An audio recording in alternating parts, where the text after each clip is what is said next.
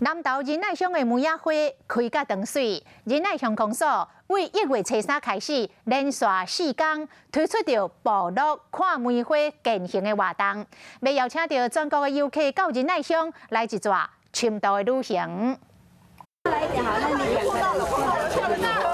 仁爱乡的梅花已经开甲真水，吸引不少民众来这看花翕相。第一次不同感觉啦。